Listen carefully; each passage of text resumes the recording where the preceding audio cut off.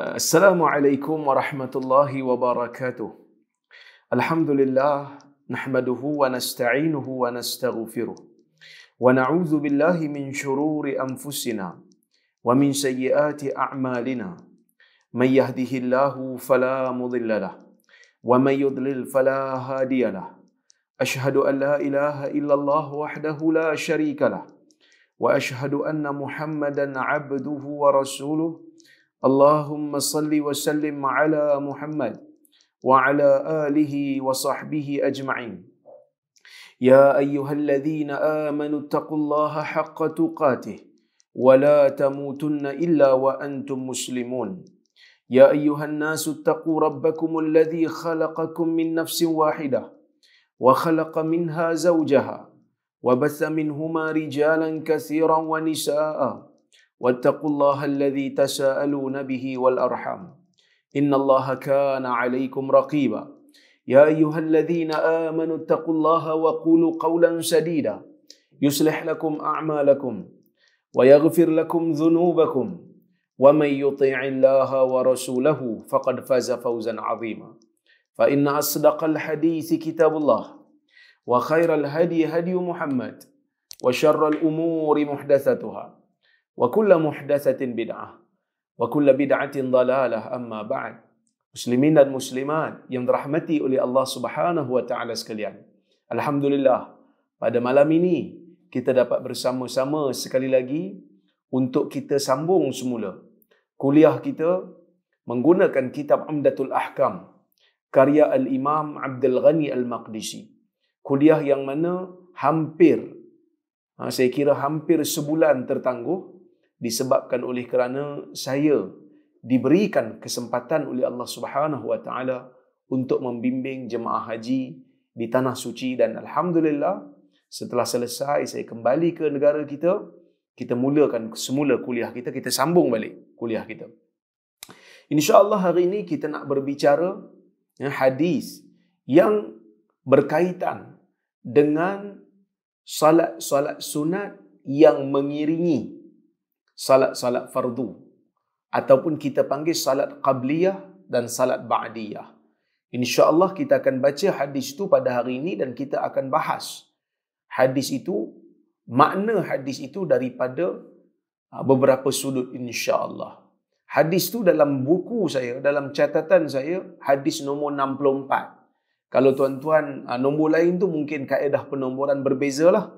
Saya akan paparkan kepada tuan-tuan dan puan-puan hadis tersebut supaya kita boleh sama-sama baca, tengok lafaznya insya-Allah.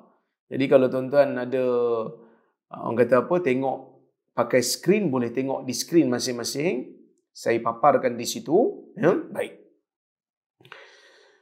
Kata Al-Imam Abdul Ghani Al-Maqdisi an Abdullah ibn Umar radhiyallahu anhuma qala صليت مع رسول الله صلى الله عليه وسلم ركعتين قبل الظهر وركعتين بعدها وركعتين بعد الجمعة وركعتين بعد المغرب وركعتين بعد العشاء وفي لفظ فأما المغرب والعشاء والجمعة ففي بيته.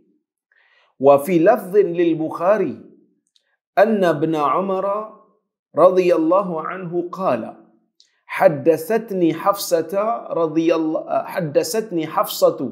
رضي الله عنها أن النبي صلى الله عليه وسلم كان يصلي سجدتين خفيفتين بعدما يطلع الفجر وكانت ساعة لا أدخل على النبي صلى الله عليه وسلم فيها.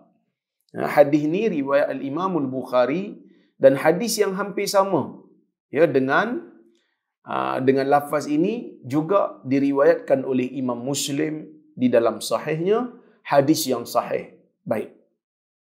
Maksud hadis ini ialah daripada Abdullah ibnu Umar radhiyallahu anhuma. Abdullah ibnu Umar merupakan sahabat Nabi sallallahu alaihi wasallam yang mana dia dan ayahnya merupakan kedua-duanya sahabat Nabi sallallahu alaihi wasallam. Ammar Amirul Mukminin, khalifah kedua umat Islam setelah Rasulullah sallallahu alaihi wasallam wafat, menggantikan Abu Bakar. Baik. Hadis ini Ibnu Umar meriwayatkannya, anak kepada Umar Ibn Al-Khattab radhiyallahu anhu, dia kata, "Sallaitu ma'a Rasulillah sallallahu alaihi wasallam."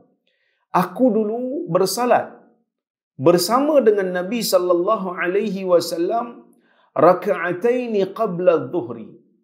Ini bukan maksudnya dia salat berjemaah dengan Nabi, tak. Kalau dia berjemaah dengan Nabi, dia mungkin akan kata sallaitu wara'a Rasulillah, khalfa Rasulillah. Aku salat di belakang Nabi. Kerana kalau Nabi salat sama-sama dengan dia berjemaah, pastinya Nabi akan jadi imam. Mesti dia kata aku salat belakang Nabi. Tapi dia kata sallaitu ma'a Rasulillah. Aku salat bersama Rasulullah sallallahu alaihi wasallam. Maknanya apa? Maknanya Nabi salat sunat, dia juga salat sunat selepas daripada ataupun sebelum daripada salat fardu ataupun selepas daripada salat fardu. Dia kata sallaitu ma'a Rasulillah sallallahu alaihi wasallam. Dulu aku pernah bersalat sama dengan Nabi sallallahu alaihi wasallam 2 rakaat, rakaatain. 2 rakaat. Walaupun sebenarnya rakaatain ini lebih kita maknakan dengan rukuk, 2 kali rukuk. Tapi orang Arab ni ada yang dipanggil sebagai majaz mursal. Majaz mursal maksudnya sebut sebahagian tapi maksud semua. Kadang-kadang sebut semua tapi maksud sebahagian. Contoh, orang kita pun guna perkataan yang sama. Kadang-kadang kita tunggu kawan kita lama tak sampai. Kita pun telefon, mana hang? Tak nampak pun batang hidung. Kita bukan maksudkan nak nampak batang hidung dia saja. Kita maksudkan diri dia terus. Tapi kita sebut batang hidung dia. Kan? Jadi, kita kata, ini yang kita sebut dalam bahasa Melayu, sebut sebahagian tapi makna keseluruhan. Ada juga kadang-kadang kita sebut semua, tapi kita maksud sebahagian saja. Contohnya macam, kalau susah sangat minum air sungai tu, kita bukan minum air sungai, kita minum sebahagian ataupun sikit daripada air sungai tu. Kan? Sama juga kita kata masukkan jari dalam telinga, bukan masuk jari. Kalau masuk jari panjang, jari kan panjang, kita masuk sebahagian daripada jari dalam telinga untuk kita tutup telinga. Kan? Jadi ini digunakan dalam bahasa. Jadi bila disuruh rakaatain 2 kali rukuk, maksudnya apa? Maksudnya salat. Kerana rukuk merupakan sebahagian daripada salat. 2 rakaat qabla adh-dhuhri, sebelum daripada salat zuhur. Maksudnya sebelum salat zuhur ada salat qabliyah. Sunat dilakukan 2 rakaat sebelum daripada zuhur. Wa raka'ataini ba'daha, dan 2 rakaat selepas daripada zuhur. Lepas selesai salat zuhur, 2 rakaat selepas daripada salat zuhur yang dipanggil sebagai salat ba'diyah. Wa raka'ataini ba'dal jumu'ah, dan 2 rakaat selepas daripada salat Jumaat. Salat Jumaat. Wa raka'ataini ba'dal maghrib, 2 rakaat selepas maghrib. Wa raka'ataini ba'dal isya, dan 2 rakaat selepas daripada isya. Dan dalam lafaz yang lain, fa ammal maghrib wal isya wal jumu'ah, adapun maghrib, isya dan Jumaat ni, maksud salat yang dilakukan selepas maghrib, selepas isya, selepas Jumaat ataupun selepas Jumaat, fa fi baitih, dilaksanakan di rumahnya. Dalam lafaz Bukhari, Ibnu Umar radhiyallahu anhuma mengatakan Hafsah radhiyallahu anha, Hafsah ni saudara kandung Ibnu Umar, kerana dia juga anak kepada Umar Ibn Al-Khattab. Dia kata apa? Dan dia isteri Nabi. Dia kata anna Nabi sallallahu alaihi wasallam, sesungguhnya Nabi sallallahu alaihi wasallam kana yusalli sajdatain khafifatain. Nabi salat 2 kali 2 rakaat yang ringkas ba'dama yatlu'ul fajr, setelah terbitnya fajar. 2 rakaat yang ringkas setelah salat fajar. Wa kanat sa'atan, dan itu merupakan waktu la adkhulu 'ala Nabi sallallahu alaihi wasallam fiha, yang mana aku tak masuk berjumpa dengan Nabi sallallahu alaihi wasallam padanya. Maksud waktu tu Nabi solat sendirianlah. Nabi solat sendirian, yang mana Hafsah tak masuk berjumpa dengan Nabi sallallahu alaihi wasallam pada ketika itu. Tuan-tuan dan puan-puan yang dirahmati oleh Allah Subhanahu wa taala sekalian, hadis ini kita nak ambil beberapa faedah daripadanya insya-Allah. Yang pertama sekali, ya, Nabi sallallahu alaihi wasallam nak tunjuk kepada kita berkaitan dengan salat-salat sunat. Selain daripada salat-salat fardu, ada salat sunat. Yang mana salat sunat ni ada kepentingan dia. Kepentingan salat sunat ni, dia menjadi pelengkap kepada salat fardu. Sehingga kan dalam sebuah hadis qudsi yang sahih, riwayat Al-Imam Al-Bukhari, Nabi sallallahu alaihi wasallam meriwayatkan daripada Allah Subhanahu wa taala, yang mana Allah Taala kata, ma taqarraba 'abdi bi syai'in ahabba ilayya mimma aftaradtuhu alayhi wa la yazalu 'abdi yataqarrabu ilayya bin nawafil hatta uhibbahu fa idza ahbabtuhu kuntu sam'ahu alladhi yasma'u bihi wa basarahu alladhi yubsiru bihi wa rijlahu allati yamshi biha wa yadahu allati yabtishu biha wa idza sa'alani la'utiyanna wa in ista'adzani la'u'idzannah, atau kama qala. Allah Subhanahu wa taala mengatakan, di dalam hadis ini Allah mengatakan, ma taqarraba ilayya 'abdi, hamba-ku tidak mendekatkan dirinya kepadaku dengan sesuatu yang lebih aku suka, melainkan mimma aftaratuhu alaih, melainkan apabila dia mendekatkan dirinya kepadaku dengan melakukan apa yang aku fardukan ke atasnya. Kan kadang-kadang kita rasa buat benda wajib ni macam tak bernilai sangat, buat benda sunat lagi bernilai. Tu terbalik. Sebenarnya buat benda fardu ni pahalanya lagi besar, lagi agung, lagi dahsyat daripada buat benda sunat. Tapi adakah benda sunat tak penting? Tak, benda sunat penting juga. Allah Subhanahu wa taala kata, Allah Taala paling suka kalau hamba-Nya, Allah Ta'ala paling suka kalau hamba-Nya buat benda yang diwajibkan. Allah Ta'ala fardukan ke atas dia salat zuhur, Allah Ta'ala fardukan ke atas dia salat asar, Allah Ta'ala fardukan ke atas dia salat fardu yang lain, dia laksanakan. Allah Ta'ala sayang kat dia. Wala yazalu 'abdi yataqarrabu ilayya bin nawafil, dan apabila dia lakukan perkara yang wajib, dia mengamalkan pula, sentiasa amalkan benda-benda yang sunat. Hatta uhibbahu, dia buat benda-benda sunat sehingga aku sayang kat dia. Allah Subhanahu wa taala kata, buat benda sunat sampai aku sayang kat dia. Kan? Allah Taala sayang kat dia. Sehingga bila Allah Taala sayang kat dia, kerana amal sunat ni saya sebut tadi, dia pelengkap kepada amalan fardu. Allah Taala sayang kat dia. Fa idza ahbabtuhu, kata Allah, kuntu sam'ahu alladhi yasma'u bihi, aku menjadi telinga yang dia mendengar dengannya. Wa basarahu alladhi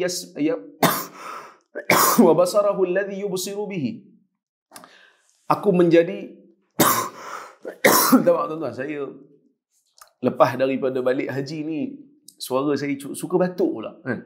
Mungkin waktu haji saya banyak minum air segaknya, jadi batuk sikit. Tuan-tuan doakan saya, suara saya eloklah, supaya saya boleh, orang kata apa, bertahan dengan konsert kuliah ni kan. Bukanlah konsert kuliah. Baik. Allah bila sayang kepada hamba yang melaksanakan benda fardu, banyak melaksanakan benda sunat, Allah Ta'ala kata, aku menjadi pendengaran yang dia mendengar dengannya, penglihatan yang dia melihat dengannya, kaki yang dia melangkah, tangan yang dia memegang atau memukul dengannya. Maksudnya apa ni? Selagi orang dia tak faham, dia kata, adakah Allah telah meresap masuk ke dalam badan dia? Ini akidah yang sesat. Ini akidah hulul. Bila jazakallah khair. Terima kasih. Saya baik ada tim PMT dia kan. Bismillah. Allah Subhanahu wa taala Apabila dia sebut dalam hadis ni, aku menjadi telinga yang dia mendengar dengannya, menjadi penglihatan yang dia melihat dengannya, menjadi kaki yang dia melangkah dengannya, menjadi tangan yang dia memegang atau memukul dengannya. Bukan bermakna Allah meresap masuk ke dalam badan orang tu. Kerana Allah Subhanahu wa taala tidak bersatu dengan makhluk dengan pemahaman golongan yang sesat seperti golongan hulul dan ittihad. Tapi ini bermakna Allah Subhanahu wa taala mengawal pandangannya, mengawal penglihatannya, mengawal kakinya, mengawal tangannya. Maksud kawalan Allah terhadap hamba ni jadi kuat sebab dia sentiasa berada dalam ketaatan kepada Allah. Tak dan dia nak buat dosa, dia dah pergi solat sunat qabliyah. Tak dan dia nak buat dosa, dia pergi solat fardu. Tak dan dia nak buat dosa, dia buat ba'diyah pula. Tak dan dia nak buat dosa, dia pergi solat duha pula. Jadi, banyak solat sunat menjadikan hubungan seorang hamba dengan Tuhannya itu jadi kuat. Ya, menjadi kuat dan menjadi erat. Jadi, tak ada ruang lagi dah untuk dia laksanakan maksiat kepada Allah Subhanahu wa taala. Kita tengok hadis berikutnya. Hadis 65 nanti saya akan hurai kemudian hukum-hukum yang berkaitan insya-Allah. Kata ini hadis riwayat daripada Aisyah.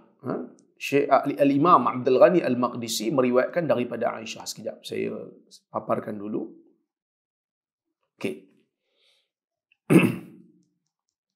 An Aisyah radhiyallahu anha annaha qalat lam yakun an-nabiy sallallahu alaihi wasallam ala shay'in minan nawafil ashadda ta'ahudan minhu ala rak'atay al-fajr wa fi lafdhin li Muslim rak'at al-fajr khairun min ad-dunya wa ma fiha. Maksudnya daripada Aisyah radhiyallahu anha dia mengatakan Nabi sallallahu alaihi wasallam tidak memelihara perkara-perkara sunat lebih dahsyat daripada Nabi sallallahu alaihi wasallam memelihara 2 rakaat sebelum fajar, yakni sebelum daripada subuh. Sebelum solat subuh tu bila masuk aja fajar ada 2 rakaat sebelum subuh. Baik, dalam riwayat Muslim Nabi sallallahu alaihi wasallam menyebutkan rakaat al-fajr khairun min ad-dunya wa ma fiha. 2 rakaat pada waktu fajar lebih baik daripada dunia dan apa yang berada di dalamnya.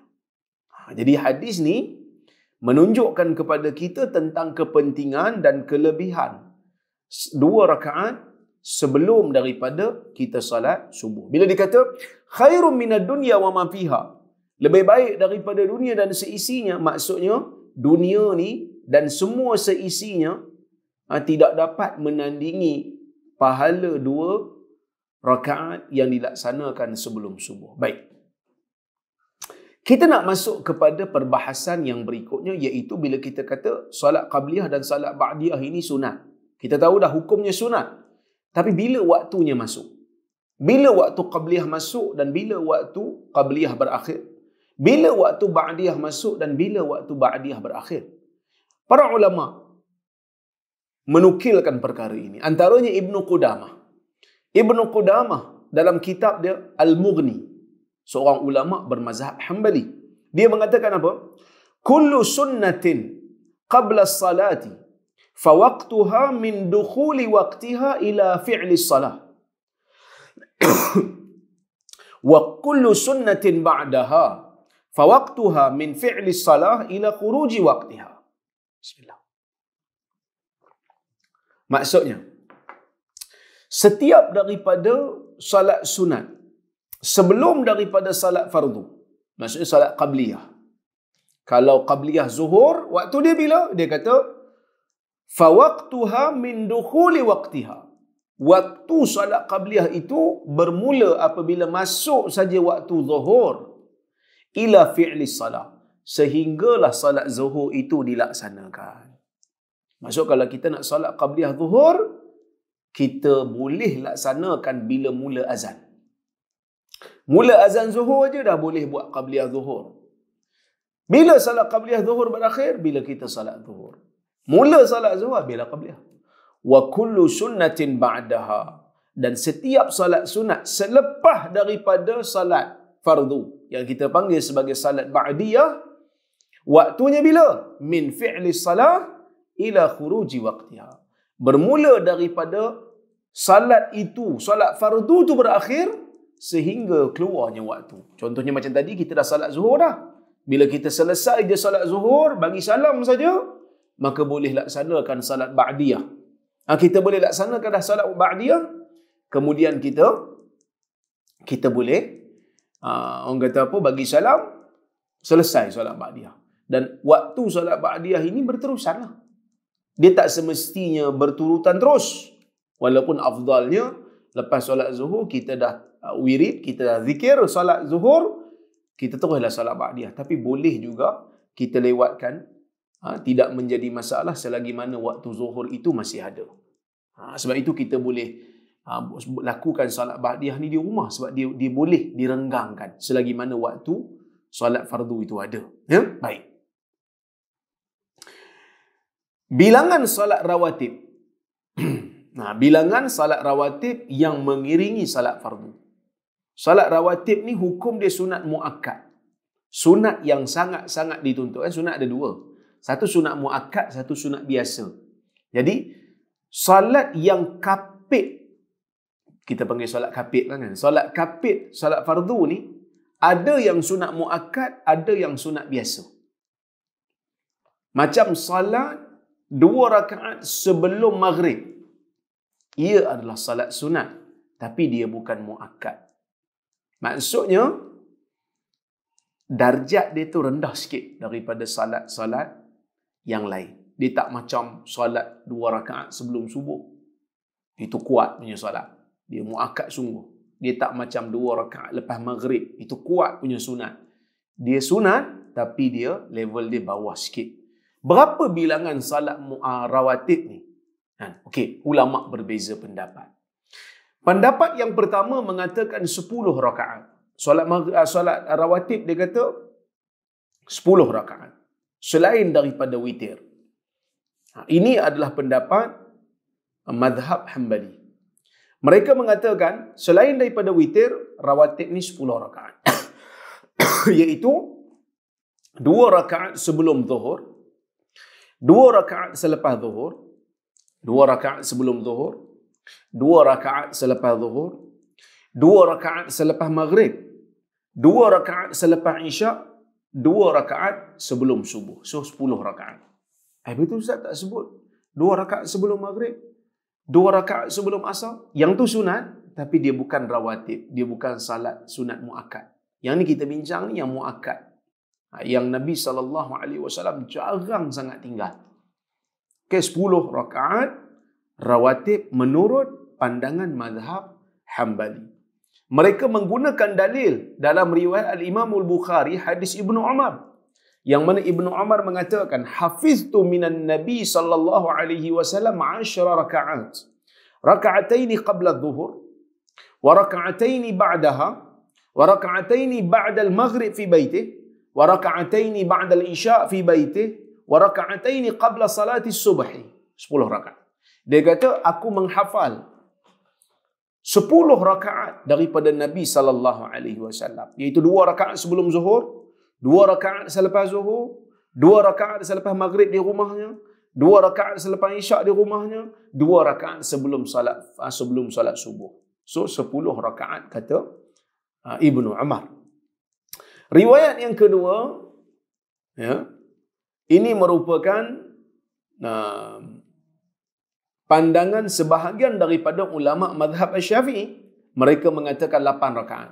Pandangan ni sama macam pandangan yang awal. Cuma pandangan awal kata 10, cuma pandangan ni dia ambil 2 rakaat lepas isyak tu dia keluarkan. Dia kata 2 rakaat lepas isyak tu tak ada.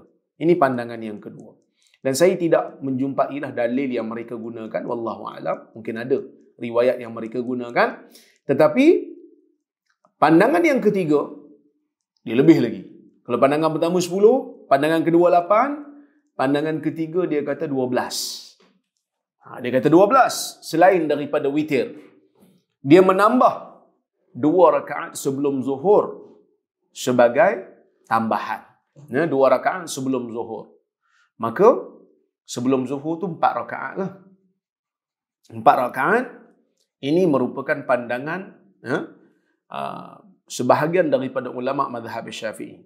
Mereka ini menggunakan riwayat Aisyah radhiyallahu anha yang mana Aisyah kata, "Kana an-nabiy sallallahu alaihi wasallam la yad'u arba'an qabla adh-dhuhur wa rak'atayn qabla al-ghadah."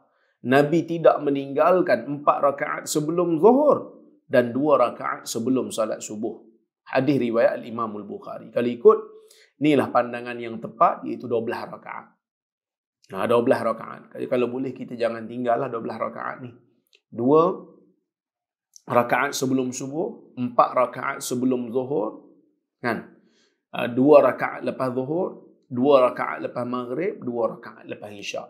So jadilah 2 rakaat lepas maghrib, 2 rakaat lepas isyak. Maka jadilah 12 rakaat. 12 rakaat. Okey. Kita bincang sekarang ini tentang hukum salat rawatib di dalam permusafiran. Ni ramai orang tanya ni. Dalam musafir ni ustaz, adakah salat rawatib? Ulama berbeza pendapat dalam masalah ini. Okey? Baik. Kalau yang dimaksudkan dengan salat itu adalah salat sunat yang mutlak, maka ia tidak menjadi masalah untuk dilaksanakan. Al-Imam An-Nawawi rahimahullah dia kata apa? Dia kata, wa amma an-nawafilul mutlaqah faqad kana Ibn Umar yaf'aluha fi safar. Adapun salat-salat sunat mutlak. Salat sunat mutlak ni salat sunat biasa. Tak ada buat apa kita salat sunat. Pada waktu yang bukan dilarang, maka ia dibenarkan. Ibn Umar melakukannya walaupun dalam permusafiran. Wa ruya 'anil Nabi sallallahu alaihi wasallam annahu kana yaf'aluha, dan diriwayatkan daripada Nabi juga melakukan salat sunat mutlak ni. Bahkan kalau kita tengok dalam hadis, Nabi sallallahu alaihi wasallam dalam musafir kadang-kadang Nabi solat di atas kenderaan. Nabi solat di atas tunggangan. Kan? Nabi solat di atas tunggangan. Menunjukkan solat sunat mutlak ni adalah benda yang dibenarkan untuk dilaksanakan. Okey? Baik. Kama thabata fi mawadhi'a min as-sahih anhu. Seperti mana yang telah sabit daripada Nabi SAW di banyak tempat dalam riwayat yang sahih daripada Nabi. Wa qad ittafaqa al-ulama ala istihbab an-nawafil mutlaqa fi safar. Ulama bersepakat salat-salat sunat mutlak ni digalakkan walaupun ketika sedang bermusafir. Wa dalilu zalika, dalilnya yang mengatakan salat sunat mutlak ni digalakkan, ma dzakarahu al-muallif fi bab istiqbal al-qiblah. Penulis iaitu Abdul Ghani, Al-Imam Abdul Ghani Al-Maqdisi telah nyatakan dalam kitab ini sendiri, ya, dalam bab istiqbal al-qiblah yang kita akan jumpa nanti, hadis Ibn Umar, hadis daripada Anas yang menunjukkan Nabi SAW memang salat sunat di atas kenderaan. Itu salat sunat mutlak. Adapun nawafil al-ratibah, adapun salat-salat sunat yang ratibah, yang menjadi qabliyah dan ba'diyah ni, ulama berbeza pendapat. Pendapat yang pertama, mereka kata yukrahu lil musafir ay yusalliya nafilatan qabla al-maktubah au ba'daha illa al-fajr. Pandangan yang pertama kata tidak digalakkan untuk orang yang bermusafir salat qabliyah dan ba'diyah kecuali salat subuh. Ini merupakan pandangan Ibn Umar, ini juga pandangan Sa'id bin Musayyib, dan ini juga pandangan Sa'id bin Jubair tabi'i, dan ini juga zahir daripada bab yang dibuat oleh Al-Imam Al-Bukhari. Dalil mereka ialah hadis riwayat Muslim daripada Hafs bin Asim bin Umar bin Khattab. Ya. Dia kata, Hafs ni kira macam anak saudara Ibn Umar. Dia kata, sahibtu Ibn Umar fi tariqi Makkah. Saya menemani Ibn Umar ketika berjalan ke Mekah. Qala fa shalla lana adh-dhahra rak'atain. Lalu Ibn Umar salat zuhur 2 rakaat. Dia jadi imam pada kami lah, salat zuhur 2 rakaat. Summa aqbal. Kemudian dia pun memandang kami, wa aqbalna ma'ahu hatta ja'a. Kemudian dia pun beredar, kami pun beredar bersama dengan dia sehingga dia mendatangi kawasan kenderaannya. Wajalas, dia pun duduk di situ. Wajalasna ma'ahu, dan kami pun duduk di situ. Duduk di tempat dia duduklah. Di kawasan rahal, di tempat barang-barang dia ditinggalkan ataupun tempat perkemahan dia lah. Waktu ni dia bermusafir. Fahanat minhul tifatah nahwa haitsu shalla. Kemudian dia memandang tempat dia solat tadi. Fara'a nasan qiyama. Lalu dia tengok manusia duduk berdiri. Dia tengok ada berapa orang duduk berdiri. Faqala ma yasna'u haula. Dia pun tanya, depa tu buat apa? Depa tu tengah buat apa? Dia tanya. Qultu yusabbihun. Hafs ni dia kata mereka bersalat sunat. Lepas salat fardu bersama dengan Ibnu Umar, sama-sama musafir ni. So selepas Ibnu Umar beredar, Ibnu Umar nampak orang berdiri. Dia tanya dekat Hafs, dia orang buat apa? Hafs kata mereka salat sunat.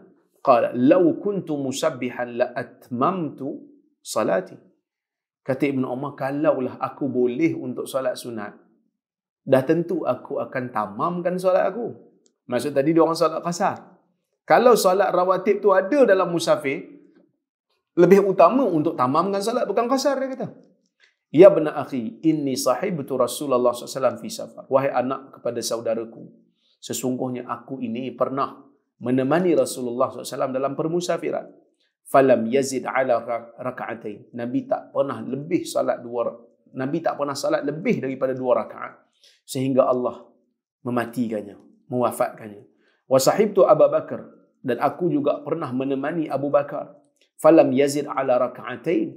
Abu Bakar pun tak pernah salat lebih daripada 2 rakaat sehingga Allah mengambilnya ataupun Allah mematikannya. Wa sahibtu Umar, dan aku juga pernah menemani Umar, dan dia juga tidak pernah.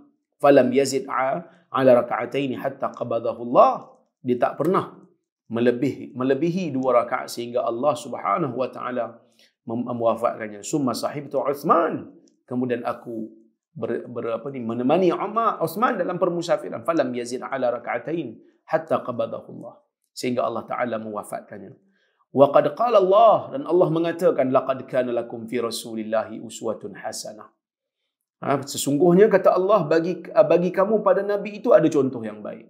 Hadis riwayat Imam Al-Bukhari. Okey, hadis ni Muslim meriwayat, Bukhari riwayat juga dengan lafaz yang lebih ringkas. So pandangan yang pertama dia kata tak digalakkanlah, sebab Nabi pun tak buat. Dalam musafir Nabi tak salat qabliyah, tak salat ba'diyah, melainkan subuh saja. Sebelum subuh 2 rakaat. Tapi yang lain Nabi tak buat. Tapi salat sunat mutlak Nabi buat. Ini pandangan yang pertama. Pandangan yang kedua, mereka mengatakan la ba'sa bit tatawwu' qabla al-fara'id wa ba'daha. Dia kata tak apa, boleh. Kan? Ini pandangan majoriti ulama.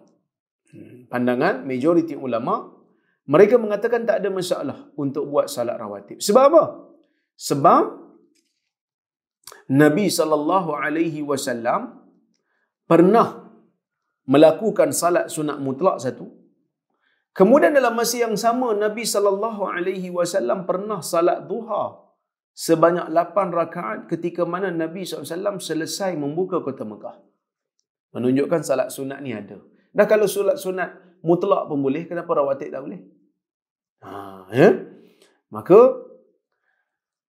kita kata dalam isu ni ulama berbeza pendapat. Ibnu Umar tidak setuju kerana dia tak nampak Nabi buat. Dan mereka juga menjawab, majoriti ulama menjawab pandangan Ibnu Umar ni. Dia kata Nabi SAW mungkin salat di kemah dia, jadi Ibnu Umar tak nampak. Kan? Kerana mungkin Nabi tak nak tunjuk kat orang salat sunat dia. Abu Bakar pun sama, mungkin tak nampak. Baik. Tapi bagi saya lah, wallahu alam, khilaf ini khilaf yang kuat. Maksudnya masing-masing ada dalil. Satu pandangan kata, kalaulah salat rawatib tu ada, baik tamamkan terus saja 4 rakaat. Tapi Allah Ta'ala bagi keringanan 2 rakaat. Dan 2 rakaat ni lebih baik sebenarnya daripada 4 dalam musafir. Kan? Jadi bagi saya lah, siapa-siapa yang nak berpegang dengan pendapat Ibnu Umar tidak menjadi masalah kerana ada dalilnya. Sesiapa yang nak berpegang kepada mazhab majoriti juga tak ada masalah kerana ia ada dalilnya. Cuma jangan mengecam ataupun menyesatkan dalam masalah khilaf yang muktabar seperti ini. Okey? Sebab itu Ibn Taymiyah kata apa? Ibn Taymiyah kata, tengok pandangan Ibn Taymiyah. Dia kata, ittafaqal ulama ala annahu yajuzu fihi al-amran. Ulama bersepakat mengatakan dua-dua dibenarkan. Fi'lun rawatib fi safar fa innahu man syaa fa'alaha wa man syaa tarakaha bi ittifaqil ummah. Fi'lun rawatib, melakukan salat-salat rawatib dalam memusafiran ni, siapa nak boleh buat, siapa tak nak boleh tinggalkan dengan sepakat ulama. Was-salatu allati yajuzu fi'luha wa tarkuha, kerana ia termasuk dalam salat yang boleh untuk dilaksanakan dan boleh untuk ditinggalkan. Wa qad yakunu fa'alaha ahyanan wa qad yakunu fi'luha ahyanan afdal. Mungkin kalau buat sekali-sekala bagus. Lihajatin nasi ilaiha, lihajatil insani ilaiha, mungkin kan dia ada keperluan. Contohnya macam dia bermusafir pergi umrah umpamanya. Duduk kat masjid tak ada buat apa, nak salat rawatib, boleh dilakukan. Wa qad yakunu tarkuha afdal, mungkin kadang-kadang meninggalkannya juga afdal. Contohnya, idza kana mushtaghilan 'anil nafilah bima huwa afdal minha. Kerana mungkin dia sedang sibuk dengan urusan lain yang lebih penting daripada salat qabliyah dan ba'diyah. Kerana dia bukan pergi umrah, mungkin dia sedang pergi bermusafir untuk menyembuhkan orang. Dia salat qasar, lepas tu dia nak terus masuk operation theater, dia nak terus masuk bilik bedah. Maka pada waktu tu mungkin meninggalkan salat itu lebih utama kerana nak menyelamatkan nyawa orang. Lebih ramai dia boleh tolong umpamanya. Maka ada waktu lakukannya bagus, ada waktu melakukan perkara yang lebih penting dan lebih besar ganjarannya lebih baik. Jadi terpulang kepada keadaan semasa. Okey? Baik. Dan pandangan yang kata tidak ada salat rawatib waktu musafir ni pandangan Ibn Qayyim lah. Saya waktu mengkaji pandangan metodologi Ibn Qayyim dalam Zadul Ma'ad, saya bacalah pandangan Ibn Qayyim ni, sehingga Ibn Qayyim dia menulis orang kata apa, memberikan logik kenapa tidak ada salat rawatib waktu musafir ni. Sehingga dia kata, yang zahirnya daripada petunjuk Nabi SAW, Nabi tak salat sebelum daripada salat fardu yang diqasarkan itu, dan selepasnya salat-salat rawatib, dia kata. Tapi dia tak menghalang, Nabi tak menghalang orang yang nak buat. Maka ia termasuk dalam salat sunat mutlak. Siapa yang nak salat sebelum dan selepas tu, dia anggap salat sunat mutlak. Dia tak dipanggil rawatib lah kerana Nabi SAW tidak melaziminya. Kalau nak buat boleh, tapi tak dipanggil rawatib, kata Ibn Qayyim. La annahu sunnat ratibatil salah. Dia tak dipanggil salat sunat ratibah. Sebab Nabi, ratibah ni Nabi yang salat yang Nabi jarang sangat tinggal. Tapi dia termasuk dalam salat sunat mutlak. Jadi siapa nak buat tak ada masalah, siapa tak nak buat pun tidak menjadi masalah. Yang penting jangan bergaduh. Okey. Kita pergi kepada perbahasan yang berikutnya. Salat sunat waktu malam dan siang. Berapa rakaat yang afdal? Okey? Baik. Pandangan yang pertama mengatakan afdalnya salat malam dan siang ini kita laksanakan 2 rakaat. Maksudnya kalau kita nak buat 4 rakaat pun boleh. Tapi afdalnya 2 rakaat. Boleh juga menggabungkan banyak rakaat dalam satu salam. Boleh? Ini pendapat majoriti ulama. Maksud kalau kita nak laksanakan lebih daripada 2 rakaat, 4 rakaat umpamanya, 6 rakaat umpamanya, boleh, tak ada masalah. Kita bagi salam di akhir. Ini pendapat majoriti ulama, tidak menjadi masalah. Tapi afdal bagi mereka memberi salam setiap 2 rakaat. 2 rakaat bagi salam. 2 rakaat bagi salam. Kerana Nabi SAW menyebutkan salatul lail masna. Salat malam itu 2 rakaat. Hadis riwayat Ibnu Umar. Manakala ada lagi riwayat dalam hadis yang lain, Nabi SAW kata, "Idza hamma ahadukum bil amr falyarka' raka'atain min ghairil fardhah." Apabila salah seorang daripada kamu ada macam orang kata apa, susah hati pada satu perkara, pergi salat 2 rakaat. selain daripada solat fardu, pergi solat sunat, maka solat sunat 2 rakaat. Dan ada riwayat yang lain Nabi SAW, riwayat Abu Qatadah, Nabi kata, "Idza dakhala ahadukumul masjid fala yajlis hatta yarka' raka'atain." Ataupun hatta yusalli raka'atain. Apabila salah seorang daripada kamu masuk dalam masjid, jangan dia duduk sehingga dia salat 2 rakaat. Maka salat sunat ni seeloknya dilakukan 2 rakaat.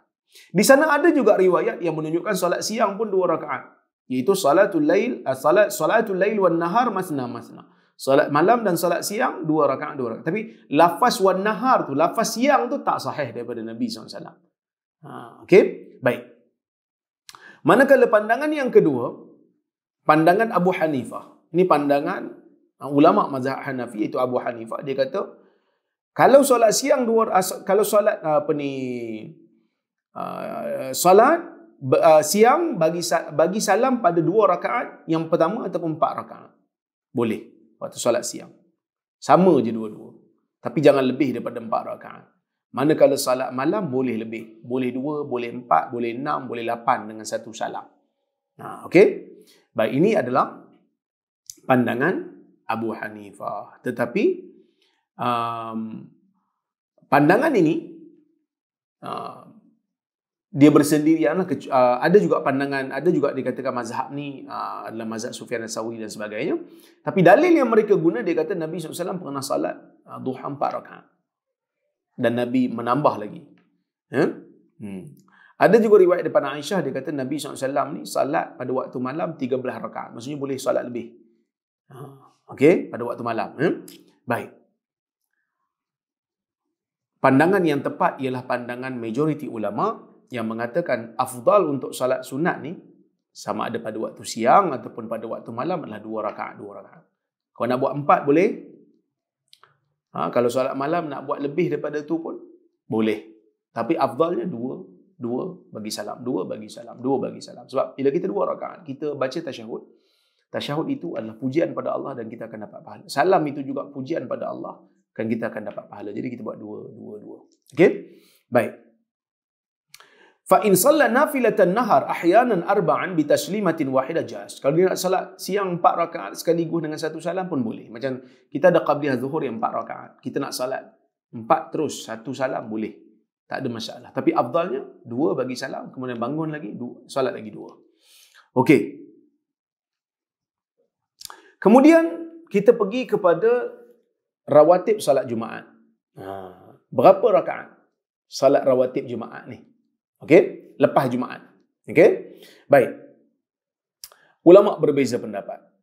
Pendapat yang pertama kata, selepas salat Jumaat 2 rakaat di rumah. Ini pendapat Ibnu Umar. Dalilnya adalah dalil tadilah yang kita baca, hadis yang kita baca tadi. Manakala pandangan yang kedua kata, salat rawatib Jumaat ni ataupun salat ba'diyah Jumaat ni 4 rakaat. Ini pandangan Ibnu Mas'ud. Ini pandangan Ibnu Mas'ud yang mana mereka menggunakan hadis riwayat Muslim daripada Abu Hurairah. Nabi SAW kata, apabila idza shalla ahadukumul jumu'ah falyusalli ba'daha 4. Apabila salah seorang daripada kamu salat Jumaat, maka hendaklah dia salat selepasnya 4 rakaat. Manakala pandangan yang ketiga, mereka bezakan. Kalau dia salat ba'diyah itu di masjid, dia buat 4. Kalau dia salat kat rumah, dia buat 2. Ini pandangan Ibnu Qayyim dan Ibnu Taimiyah, yang mana mereka membezakan di antara riwayat-riwayat yang ada. Sebab ada riwayat yang kata 2 rakaat di rumah, ada yang kata 4 rakaat. So dia kata 4 rakaat ni kalau buat kat masjid, 2 rakaat ni kau buat kat rumah. Tapi sebenarnya pandangan yang tepat, wallahu taala a'lamu bis-shawab, pandangan yang tepat ialah 2 boleh. Nak buat 2 rakaat pun okey, nak buat 4 rakaat pun okey, kerana kedua-duanya sabit daripada Nabi sallallahu alaihi wasallam. Okey? Baik. Kita pergi kepada perbahasan berikutnya. Ini solat sunat lepas Jumaat ni. Solat sunat sebelum Jumaat ada ke tak ada? Solat sunat sebelum Jumaat ada ke tak ada? Biasa kalau kita masuk dalam masjid, kan? Kalau di Perlis lah, kita cuma ada sekali je azan ni. Kalau di Perlis, azan cuma sekali untuk hari Jumaat. Imam bagi salam, Assalamualaikum warahmatullahi wabarakatuh. Tu azan. Lepas azan tu bagi khutbah. Kenapa azan sekali diperoleh? Kerana itulah yang asal di zaman Nabi SAW. Azan 2 kali ni di zaman Uthman bila Madinah telah menjadi luas. Jadi tuan-tuan, di negeri tuan-tuan mungkin azan 2 kali. Jadi azan 2 kali ni adalah ruang nak salat qabliyah Jumaat. Tapi kalau diperoleh macam mana? Maka oleh kerana itulah ulama berbeza pendapat dalam isu salat qabliyah Jumaat. Okey. Salat qabliyah Jumaat ni ulama berbeza. Ada beberapa pandangan. Pandangan yang pertama, ini pandangan mazhab Maliki, ya, dan pandangan sebahagian daripada mazhab Syafi'i dan juga pandangan yang masyhur dalam mazhab Hanbali. Mereka mengatakan tidak ada salat qabliyah untuk salat Jumaat. Tidak ada salat qabliyah untuk salat Jumaat. Sebab zaman Nabi azan cuma sekali. Jadi bila azan sekali, Nabi bagi salam, azan, lepas tu terus khutbah. Bila masa nak salatnya? Tapi ustaz, kita nak buat apa? Dengarlah khutbah. Kan? Dengarlah khutbah. Tadi ada satu orang, Allah, dia sembang-sembang, dia kata, ustaz sekarang ni depa duk kata kat kita. Dia kata, kita nak tahlil waktu kematian tu, depa kata kita tak bagi. Jadi tak nak buat apa, main gitar je lah. Saya gelak, saya ketawa, saya kata, takkanlah bila kita tak bagi tahlil, gitar je yang boleh dipikir. Saya kata kan, takkanlah gitar je yang boleh dipikir. Banyak lagi benda boleh buat. Pergilah doa untuk si mati. Kan kita cuma kritik amalan yang tak ada daripada Nabi SAW. Yang ada, buatlah doa untuk si mati. Kan Nabi SAW juga mengatakan, is'alu li akhikumu tasbit. Kan? Atau kemaqal.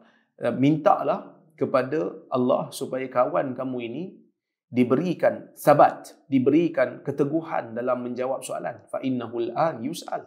Kerana sekarang ni dia sedang ditanya dalam kuburnya. Jadi banyak lagi benda lain boleh dibuat doa. Tiba-tiba dia duduk terbayang main gitar. Kan? Sebab itu ada dulu ada seorang sahabat jugalah, dia kata amalan waktu azan ni yang orang kata apa? Ada bacaan-bacaan yang tidak ada dasar daripada sunnah. Dia kata bacaan ni tak sahih daripada Nabi. Jadi ada orang marah. Dia kata, itu dengar azan buat apa? Nyanyi je. Dia kata, yalah menyanyi, jawab je azan. Nabi ajar jawab azan. Jadi kadang-kadang manusia ni, bila kita kata benda tu tak sunnah, dia tak dapat nak cari yang sunnah yang mana. Dia terus nak buat benda-benda yang pelik. Kan? Contohnya macam kita kata, baca Yasin malam Jumaat itu tidak ada hadis yang sahih. Dia kata, habis tu malam Jumaat nak baca apa? Malam Jumaat Nabi buat konsert pula. Janganlah buat konsert, pergilah baca surah Kahfi. Surah Kahfi yang sunnah. So, kadang-kadang kita kena slow-slow sikit kan. Bila orang kata tak setuju, bukan maksud orang suruh kita buat maksiat, orang suruh kita amal benda yang sunnah saja. Itu yang kadang-kadang kita kena hati-hati. Ya? Baik. Maka qabliyah Jumaat bagi pendapat ini, bagi mazhab ini tak ada bagi mereka. Kerana di zaman Nabi SAW tidak ada yang sabit daripada Nabi SAW berkaitan dengan perkara ini. Okey. Pandangan yang kedua. Sebahagian daripada ulama mazhab Syafi'i, sebahagian daripada ulama mazhab Hanbali, mereka berpandangan ada solat qabliyah Jumaat ni. Ya. Yang mana mereka menggunakan beberapa dalil, yang mana sebahagian dalil mereka tidak kuat dan tidak kukuh, cuma mereka menggunakan beberapa dalil yang umum. Antaranya baina kulli adanaini salah. Ini sahih. Di antara dua azan itu ada salat. Azan pertama dengan iqamah. Di antara dua azan. Azan dengan iqamah, ada salat tengah-tengah. Kan salat Jumaat tu ada azan. Lepas tu ada iqamah. Tengah-tengah tu adalah salat. Itu pemahaman mereka. Ya? Ibn Taymiyah tidak bersetuju dengan pendalilan ini. Yang mana Ibn Taymiyah mengatakan, Nabi SAW di zaman Nabi tidak diazankan melainkan setelah Nabi SAW duduk di atas mimbar. Masa itulah Bilal akan azan. Kemudian Nabi SAW akan terus khutbah dua khutbah. Kemudian Bilal akan iqamah. Maka Nabi akan mengimamkan manusia. Maka tidak mungkin untuk orang akan salat selepas azan. Nabi tak sempat untuk salat, orang lain pun tak sempat untuk salat qabliyah kerana sibuk dengan khutbah pada ketika itu. Jadi pendapat yang mengatakan ada salat sunat qabliyah Jumaat ini menggunakan dalil yang umum yang telah dibantah oleh mereka yang kata salat qabliyah Jumaat itu tak ada. Kan? Cuma kau tanya saya cenderunglah pada pendapat yang kata tak ada tu. Cuma kalau orang dah solat sebelah saya tak adalah nak pergi lempang ke apa, tak ada lah. Kita tahu dia memakai pandangan sebahagian ulama yang muktabar juga. Kerana mereka selain daripada mereka menggunakan dalil yang umum, mereka juga menggunakan qiyas. Iaitu mereka kiaskan salat qabliyah Jumaat ini dengan salat zuhur. Qabliyah zuhur ada, qabliyah Jumaat pun ada. Sebab Jumaat kan macam zuhur juga, dia kata. Jadi dia gunakan dalil-dalil yang umum, maka kita tidak mengingkari perbuatannya, tapi saya cenderung mengatakan ia tidak ada. Wallahu a'lam. Okey. Kalau kita masuk ke dalam masjid pada hari Jumaat dan dia nak melaksanakan salat sunat, boleh ke tak boleh? Maka jawapannya bolehlah. Ya. Dalam hadis Abu Hurairah daripada Nabi SAW, Nabi SAW mengatakan, "Man ightasala thumma atal jumu'ah fasalla ma qaddara lahu thumma ansata hatta yafrugha min khutbatihi thumma yusalli ma'ahu ghufira lahu ma bainahu wa bainal jumu'ati al-ukhra wa fadlu 3 ayyam." Nabi SAW mengatakan, sesiapa yang mandi pada hari Jumaat, mandi ni mandi sunat lah hari Jumaat, kemudian datang salat Jumaat, salat sebanyak mana yang ditakdirkan untuknya, kemudian dia diam sehingga imam selesai melaksanakan khutbah, kemudian dia salat bersama dengan imam salat Jumaat, maka diampunkan dosanya antara hari itu dengan Jumaat akan datang dan lebihan 3 hari lagi. Maksud dapat pengampunan lah, hadis riwayat Muslim. Ya, maka hari Jumaat ni kita boleh salat sebanyak mana pun salat sunat tanpa ada had. Jadi kalau kita datang masjid awal pukul 11 umpamanya, kita boleh salat sunat sebanyak mungkin. Kan kita salat tahiyatul masjid, lepas tu kita boleh salat sunat sehingga imam memberi khutbah. Okey. Mana bagus? Salat sunat di masjid ataupun di rumah? Salat sunat ni, salat orang kata apa, rawatib ni, bagusnya di masjid atau di rumah? Ulama berbeza pendapat. Ya. Pendapat yang pertama, yustahabbu salatun nawafil ratibah fil bait. Pendapat yang pertama, ni pendapat majoriti ulama. Mereka mengatakan salat sunat ni, rawatib ni, afdal dilakukan di rumah. Kerana Nabi SAW kata dalam hadis Bukhari dan Muslim, Nabi kata, afdalu salatil mar'i fi baitihi illa al-maktubah. Sebaik-baik salat seseorang daripada kamu ini ialah di rumahnya, kecuali salat fardu. Salat fardu buat kat masjid. Dalam hadis Nabi SAW kata, sallu fi buyutikum wa la tattakhiduha buyuta. Salat di rumah kamu, sallu fi buyutikum wa la tattakhiduha qubura. Salat di rumah kamu, jangan kamu jadikan salat kamu seperti kuburan. Maka dilakukan salat sunat itu di rumah. Dan para ulama mencari hikmah, mereka mengatakan salat sunat ni dilakukan di rumah kerana ia lebih jauh daripada riak. Habis itu salat fardu buat kat masjid. Salat fardu ni semua orang buat. Dia tak ada, orang kata apa, unsur riak tu dia macam susah sikit nak masuk sebab ramai orang buat. Kan? Tapi salat sunat ni kadang-kadang ada orang tinggal, ada orang buat sikit, kita buat banyak. Maka buat di rumah lebih tersembunyi. Tapi adakah confirm buat di masjid riak? Tak juga. Tak semestinya. Kerana riak ni benda dalam hati. Kita tak nampak. Kan? Sebab kadang-kadang ada orang dia cepat menghukum. Ini saya tak setuju. Benda-benda yang tersembunyi ni kita jangan hukum. Kita nasihat je supaya tidak berlaku. Contohnya, bila pergi haji baru ni, ada jemaah-jemaah yang seronok. Dia macam excited. Dia tak riak pun, dia excited. Tangkap gambar, letak dekat media sosial, ada orang tegur. Apa ni waktu buat haji pun nak pergi tangkap gambar? Kan? Riak semua ni. Kita boleh bagi nasihat, jangan riak. Tapi adakah confirm dia riak? Kita tak tahu. Kerana mungkin dia hanya nak berkongsi kegembiraan dia. Mungkin dia nak ajak kawan-kawan dia yang tak sampai pergi haji lagi untuk sama-sama pergi haji dengan dia. Jadi, riak dengan tak riak ni, kita hanya boleh bagi nasihat tanpa kita mengetahui hakikat sebenar. Melainkan kalau dia bagi tahu kat kita, baru kita tahu. sebenarnya saya buat tadi sebab riak. Baru kita tahu.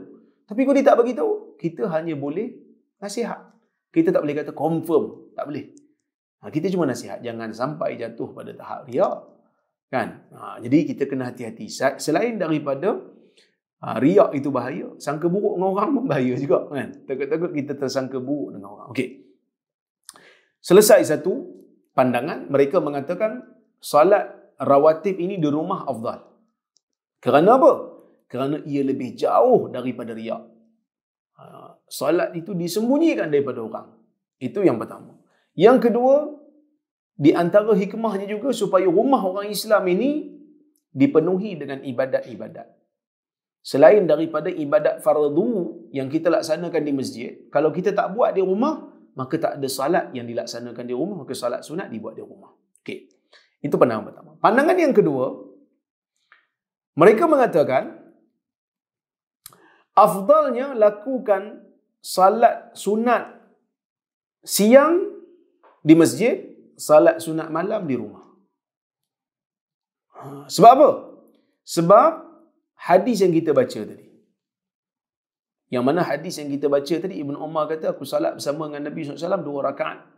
Sebelum zuhur, 2 rakaat lepas zuhur, dia tak sebut di rumah. Tapi bila maghrib, isyak dengan Jumaat, disebut di rumah. Kan? Tapi pandangan ini telah pun ditolak kerana Nabi SAW dalam riwayat memang salat qabliyah subuh dengan ba'diyah Jumaat memang Nabi buat di rumah. Dan kedua-duanya adalah salat siang. Kedua-duanya salat siang. Dan Nabi SAW sebut dalam hadis clear. Nabi kata, afdalu salatil mar'i fi baitihi ilal maktubah. Sebaik-baik salat seseorang ialah di rumahnya kecuali salat fardu. Maka clear. Salat sunat afdal di rumah. Bukan bila kita sebut afdal, bukan bermakna tak boleh salat di masjid. Sebab kadang-kadang ada orang, dia kalau balik rumah memang dia tak salat. Dia tahu dah, kalau aku balik rumah ni lebuh aku, maka dia salat di masjid.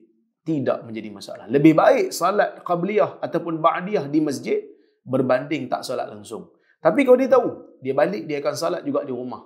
Nak banding dengan di masjid dengan di rumah, afdal lah di rumah.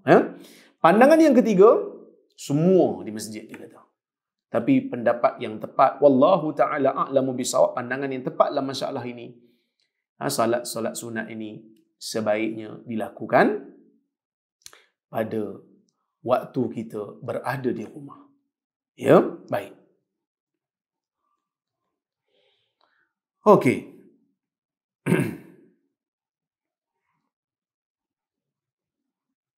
Tuan-tuan dan puan-puan rahmati Allah Subhanahu wa taala sekalian. Salat sunat sebelum daripada fajar ini merupakan salat yang Nabi SAW jarang tinggal, sama ada Nabi berada di Madinah ataupun waktu Nabi bermusafir. Sehingga kan ada riwayat Nabi SAW terlewat bangun subuh. Dalam balik daripada Hudaibiyah tu, Nabi ada terjaga waktu yang lewat sehingga matahari terbit. Tertidur. Sehingga Nabi SAW kata tempat yang kita tidur ni tempat yang ada syaitan padanya. Jom kita pergi tempat lain. Kemudian Nabi ambil wuduk. Nabi salat dulu 2 rakaat sunat. Nabi qada. Kemudian baru Nabi salat subuh. Maka nak bagi tahu pentingnya salat sunat sebelum subuh ni sehingga Nabi qada. Nabi qada. Walaupun waktunya telah berlalu. Dan salat sunat sebelum subuh ni dia tak panjang. Rakaat pertama baca Al-Kafirun, selepas Fatihah baca Kafirun, rakaat kedua selepas Fatihah baca Qul huwallahu ahad. Berdasarkan hadis riwayat Muslim daripada Abu Hurairah. Okey. Dan kalau kita tengok dalam hadis Nabi SAW, tuan-tuan, Nabi lepas salat sunat 2 rakaat sebelum subuh ni, Nabi akan baring di atas sisi badannya yang belah kanan. Cuma ulama beza pendapat. Baring atas sisi kanan ni sunat atau wajib? Ada yang kata wajib. Tetapi pandangan yang sebenarnya adalah sunnah bagi mereka yang memerlukan. Kerana Nabi ni dia qiyamul lail. Jadi bila masuk subuh, sementara nak tunggu solat subuh, orang nak berkumpul tu, Nabi penat, Nabi baring sekejap di atas sisi kanan sementara nak tunggu orang berhimpun. Tapi kalau tidak ada keperluan, maka tak perlulah. Ada yang kata wajib pun. Tak, sebenarnya tak wajib. Tapi baring mengiring ni, di rumah ke di masjid? Dan jawapannya di rumah lah, bukan di masjid. Kerana Nabi SAW salat sunat qabliyah subuh ni di rumah, bukan di masjid. Jenuh pula nanti lepas imam semua pakat. So yang solat di masjid semua pakat mengiring atas sisi. Semua tengok ni pasal apa dah baring mengiring pula ni. Itu tak dilaksanakan di zaman Nabi di masjid, di rumah sahaja. Baik. Solat sunat fajar ni pun ulama sebenarnya berbeza pendapat. Majoriti kata sunat. Sunat muakkad berdasarkan hadis Hafsah dan juga hadis Aisyah, tapi ada juga yang kata wajib. Ini satu pandangan daripada Al-Hasan dalam mazhab Hanafi. Imam Syaukani juga seolah-olah macam nak pergi kepada tahap solat sunat sebelum subuh ni wajib. Kerana apa? Kerana ada hadis daripada Nabi SAW. Nabi kata, la tada'u raka'atayil fajr walau taradatkumul khayl. Kamu jangan tinggal 2 rakaat fajar ini, 2 rakaat sebelum subuh ni. Walaupun kamu dikejar oleh kuda. Maksud walaupun kamu dalam keadaan berperang, semayang juga. Menunjukkan benda tu wajib lah. Tapi sebenarnya tidak. Sebenarnya pandangan itu adalah pandangan yang tak tepat. Ia adalah sunnah. Walaupun kamu dikejar, kalau boleh kamu, kalau benda tu sunat, buat je lah. Walaupun kamu dalam keadaan yang orang kata apa, sibuk, kalau boleh jangan tinggal. Tapi tak bermakna ia wajib. Sebab apa tak wajib? Kerana orang yang baru masuk Islam, Nabi SAW tidak mengajar dia tentang benda ni. Tidak mengajar dia tentang benda ni menunjukkan itu bukanlah satu kewajipan. Kalau benda tu wajib, dah tentu Nabi akan ajar. Nabi hanya menyebut kat dia tentang salat fardu sahaja, 5 waktu. Baik. Okey, wallahu taala a'lamu bissawab. Itulah saya boleh sampaikan untuk malam ini untuk tuan-tuan dan puan-puan. Sekejap saya tengok kalau ada soalan. Sekejap Saya punya komputer ni Zoom ni tak tahu dia agak slow sikit. Dia sangkut-sangkut. Sekejap saya tengok kalau ada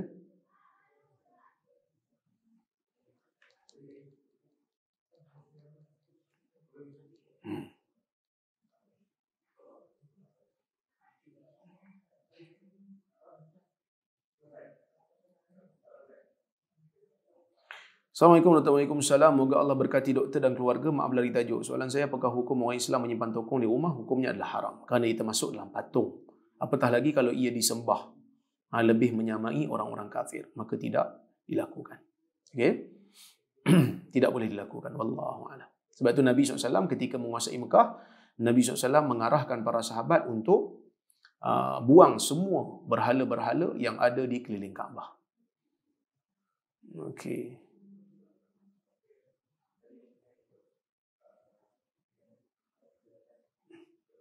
Sangkut pula ni. Sekejap saya.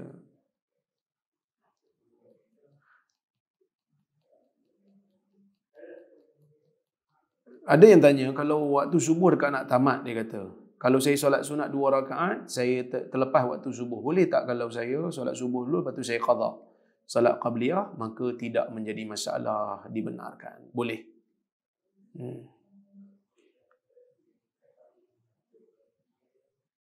Sekejap saya tengok lagi, disangkut pula ni.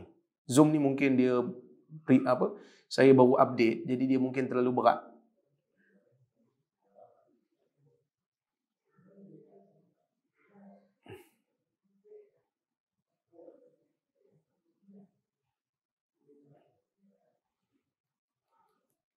Assalamualaikum Ustaz. Waalaikumsalam. Ada hadis yang mengatakan surah Kahfi boleh dibaca selain pada hari Jumaat? Ada. Ada riwayat yang mengatakan bukan sekadar hari Jumaat. Boleh baca bila-bila masa saja. Ada juga yang mengatakan hari Jumaat dan malam Jumaat. Salam Dr. Waalaikumsalam. Apakah bacaan afdal sesuai sunnah selepas iqamah? Ialah bacaan doa selepas azan. Kerana iqamah juga adalah nida.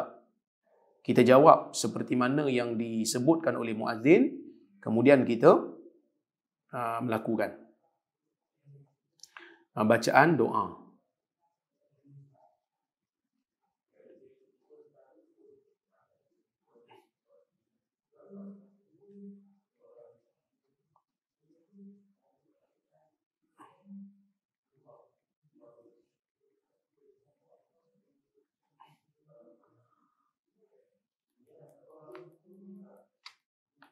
Okey.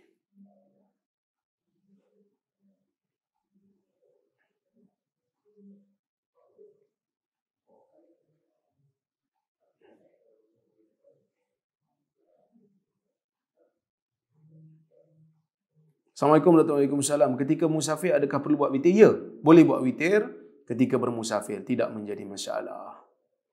Salat sunat tasbih, ada yang bertanya tentang salat sunat tasbih. Jawapannya, salat sunat tasbih ini ulama berbeza pendapat tentang hukumnya. Ada yang mengatakan hadisnya itu dhaif, ada yang mengatakan hadisnya itu bertaraf hasan. Saya berpandangan dhaif, tapi saya tidak orang kata apa? Membantah orang yang melakukan perbuatan tersebut.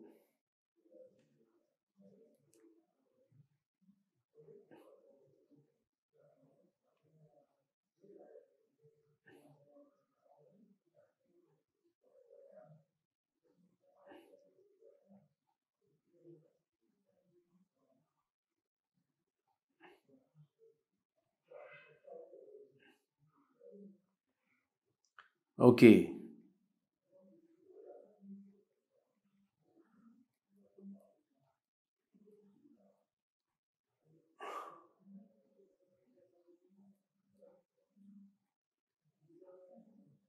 Okey, banyak soalan ni. Saya tengok mana yang mampu je lah. Assalamualaikum warahmatullahi wabarakatuh. Kalau kita mengerjakan solat fardu zuhur agak lewat pukul 3.30 atau 4 disebabkan hal yang tak dapat dielakkan, masih boleh ke kita kerjakan 2 rakaat sebelum zuhur? Boleh.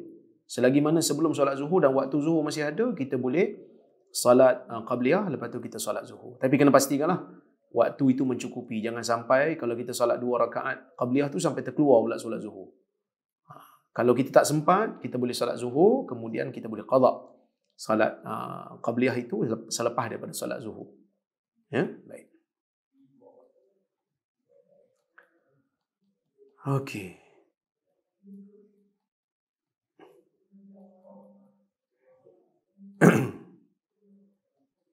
Adakah solat sunat rawatib sama dengan solat sunat mutlak? Tidak sama. Solat sunat rawatib ni solat sunat yang Nabi SAW jarang tinggalkan. Tapi solat sunat mutlak ni solat sunat yang kita boleh buat di waktu bila-bila masa pun, di luar daripada waktu larangan. Bukan pada waktu larangan seperti selepas asar ataupun selepas subuh. Wallahu a'lam. Okey. Saya rasa itu saja soalan yang saya mampu jawab pada hari ini. Saya ucapkan terima kasih banyak pada penganjur yang menganjurkan kuliah pada malam ini. Saya mohon maaf jika ada terkasar bahasa, tersilap kata. Saya doakan semoga tuan-tuan dan yang hadir pada malam ini diberikan oleh Allah Subhanahu Wa Taala keberkatan dalam beramal. Moga terus istiqamah sama-sama kita insya-Allah. Jadi saya berhenti di sini dulu. Aku qauli hadza wa astaghfirullahal azim li wa lakum. Wassalamualaikum warahmatullahi wabarakatuh.